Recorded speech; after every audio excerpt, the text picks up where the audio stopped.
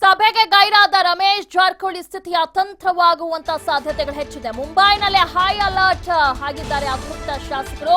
ನಾಳೆ ರಮೇಶ್ ಜಾರಕಿಹೊಳಿ ರಾಜೀನಾಮೆ ನೀಡುವಂತ ಸಾಧ್ಯತೆ ಇದೆ. ರಮೇಶ್ ಜಾರಕಿಹೊಳಿಗೆ ರಾಜೀನಾಮೆ ಅನಿವಾರ್ಯ ಆಯ್ತಾ? ರಮೇಶ್ ಜೊತೆಗೆ ಜಾಧವ್, ಕುಮಟಳ್ಳಿ ನಾಗೇಂದ್ರ ಕೂಡ ರಾಜೀನಾಮೆ ನೀಡುವಂತ ಸಾಧ್ಯತೆ ಇದೆ. ಮುಂಬೈ ಹೋಟೆಲ್ನಲ್ಲಿರುವ ಅತೃಪ್ತರು ಸುದೀರ್ಘ ಚರ್ಚೆಯನ್ನ ನಡೆಸ್ತಾ ಇದ್ದಾರೆ. ಯಾಕಂದ್ರೆ ಈಗಾಗಲೇ ಏನು ಅಲ್ಲಿದ್ದ ಅಸಮಾಧಾನಗೊಂಡಿರುವಂತ ಶಾಸಕರು ಮುಂಬೈನಲ್ಲಿದ್ದಾರೆ. ಅವರು ಉಳಿದ ಶಾಸಕರಿಗೆ ಗಾಳ ಹಾಕಬಾರ್ದು ಅನ್ನೋ ನಿಟ್ಟಿನಲ್ಲಿ ಈಗಾಗಲೇ ಒಂದು ಪ್ಲಾನ್ ಅನ್ನ ಮಾಡಿಕೊಂಡು ರೆಸಾರ್ಟ್ಗೆ ಶಿಫ್ಟ್ ಮಾಡಿದ್ದಾರೆ. ಸೊ ನಾಳೆ ರಮೇಶ್ ಜಾರಕಿಹೊಳಿ ಅವರು ರಾಜೀನಾಮೆ ನೀಡುವಂತ ಸಾಧ್ಯತೆ ಇದೆ. ಉಮೇಶ್ ಜಾಧವ್ ಕೂಡ ನಾಳೆ ರಾಜೀನಾಮೆ ನೀಡುವಂತ ಸಾಧ್ಯತೆ ಇದೆ.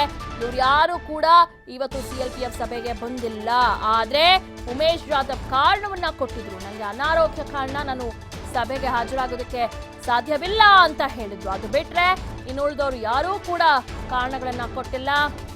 ಕುಮಟಳ್ಳಿ ನಾಗೇಂದ್ರ ಕೂಡ ರಾಜೀನಾಮೆ ನೀಡುವಂತ ಸಾಧ್ಯತೆ ಇದೆ. ಈಗ ಮುಂಬೈ ಹೋಟೆಲ್ನಲ್ಲೇ ಅತೃಪ್ತ ಸುದೀರ್ಘವಾಗಿ ಚರ್ಚೆಯನ್ನ ನಡೆಸ್ತಾ ಇದ್ದಾರೆ. ಏನ್ ಚರ್ಚೆ ನಡೆಸ್ತಿರಬಹುದು? ಕಾಂಗ್ರೆಸ್ ಪಕ್ಷದಲ್ಲೇ ಉಳ್ಕೊಳ್ಬಹುದಾ? ಕೊನೆಯಲ್ಲಿ ಏನಾದ್ರೂ ರಮೇಶ್ ಜಾರಕಿಹೊಳಿ ಅವರು ಬದಲಾವಣೆ ಮಾಡ್ಕೊಳ್ಬಹುದಾ? ಯಾಕಂದ್ರೆ ಇಷ್ಟೂ ವರ್ಷ ಪಕ್ಷದಲ್ಲಿದ್ದಾರೆ, ಪಕ್ಷದಲ್ಲಿ ಸಾಕಷ್ಟು ಸಚಿವ ಸ್ಥಾನ ಖಾತೆಯನ್ನ ನಿಭಾಯಿಸಿದ್ದಾರೆ.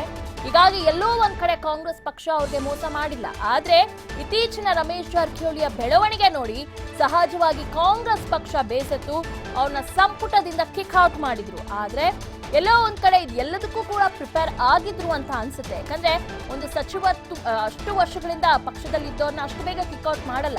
ಈ ರೀತಿ ಆಗತ್ತೆ ಅನ್ನೋ ಬೆಳವಣಿಗೆಯಲ್ಲಿ ಲೆಕ್ಕಾಚಾರದಲ್ಲೇ ಅವ್ರಿಗೆ ಗೇಟ್ ಪಾಸ್ ನೀಡಲಾಗಿತ್ತು.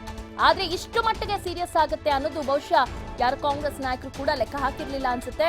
ಈಗ ದೊಡ್ಡ ಮಟ್ಟಿಗೆ ಬೆಳವಣಿಗೆ ನಡೀತಾ ಇದೆ. ಅದರಿಂದ